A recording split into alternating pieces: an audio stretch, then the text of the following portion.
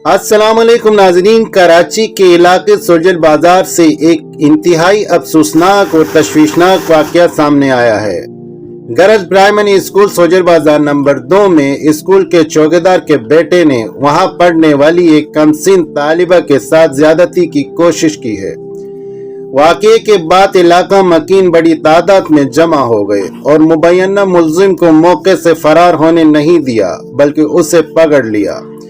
उसी दौरान पुलिस भी मौके पर पहुंच गई। पुलिस और इलाका मकीनों के दरमियान हंगामा आराई की वीडियो भी हमारे पास मौजूद है, जिसमें मौके की सूरत हाल दिखाई जा सकती है। मेरा वजीर आला सिंध मुराद अली शाह और IG सिंध से सवाल और मुतालिबा है कि ऐसे वाक़यात का सख्ती से नोटिस क्यों नहीं लिया जाता।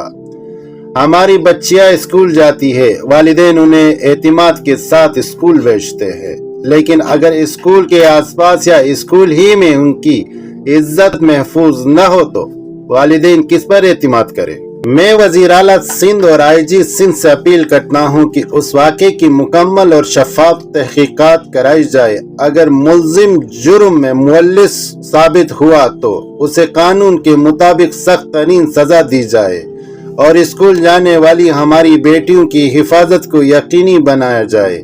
किसी की बेटी या बहन को घर से बाहर निकलते हुए खौफ महसूस नहीं होना चाहिए।